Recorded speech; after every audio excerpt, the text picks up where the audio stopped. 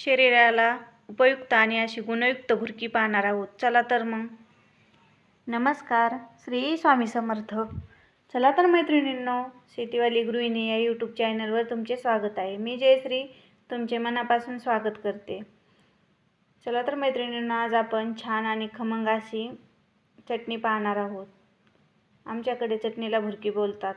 एकदम खमंग आणि चविष्ट अशी भुर्कीची मी रेसिपी तुमच्यासोबत शेअर करणार आहे। ती पण कशाची भुर्की माहिती आहे का? कढीपत्त्याची। चला तर मग आता वेळ न घालवता आपण रेसिपीला सुरुवात करू। चला, मी येताना शेतातून एकदम स्वच्छ आणि ताजा टवटवीत असा कढीपत्ता घेऊन आलेले आहे। भरपूर प्रमाणात कढीपत्ता आहे।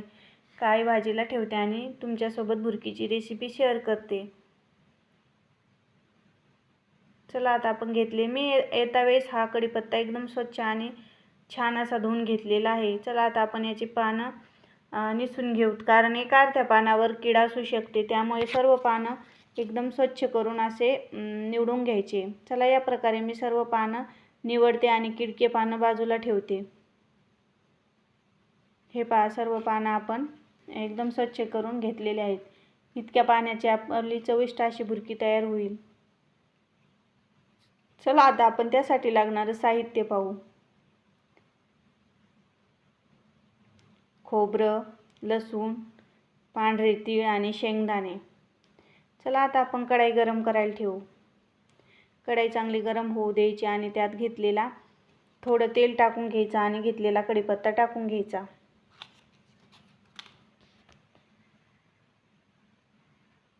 गॅसची फ्लेम थोडी कमी करायची आणि एक छानसा असा भाजून घ्यायचा। याला साधारणपणे कमी जास्त फ्लेम करत करत भाजून घ्यायचं।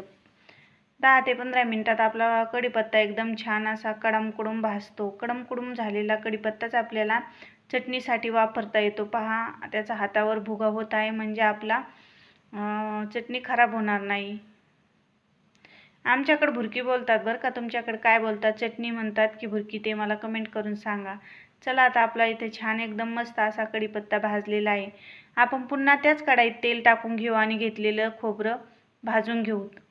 एकदम छान आणि लाल असं रंगावर भाजलेलं खोबरं आपण साईडला ओढून घेऊ आणि दुसरं थोडंसं तेल टाकून शेंगदाणे भाजून घेऊ।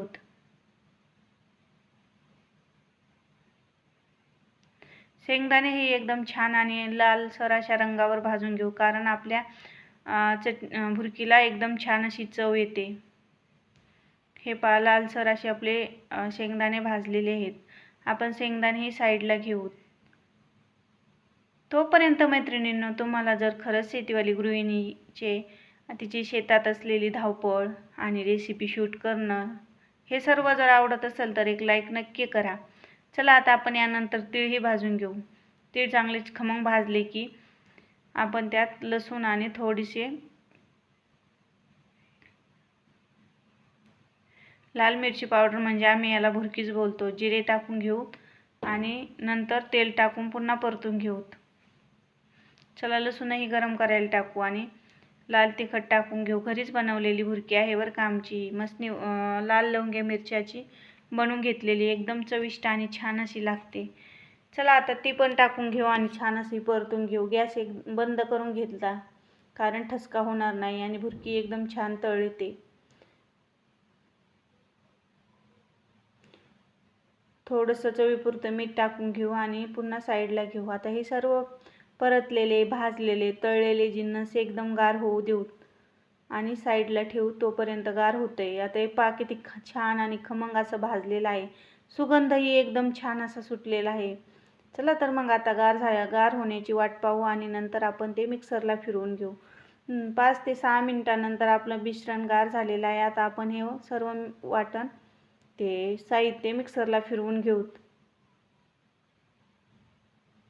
चला आता मी वाटल्यानंतर तुम्हाला दाखवते। वाव, एकदम छान आणि अशी स्माईल आलेली आहे। स्मेल, म्हणजे एकदम छान असा वास आलेला आहे। पाहता क्षणीच खाऊ वाटते अशी भुर्की तयार झालेली आहे। तर चला मैत्रिणींनो, तुम्ही वाट कसली पाहता? खरंच जर माझी भुर्कीची कढीपत्त्याची भुर्की याची रेसिपी आवडली असेल तर चॅनलला सबस्क्राईब करा। भेटू अशाच एखाद्या व्हिडिओसोबत। तोपर्यंत श्री स्वामी समर्थ।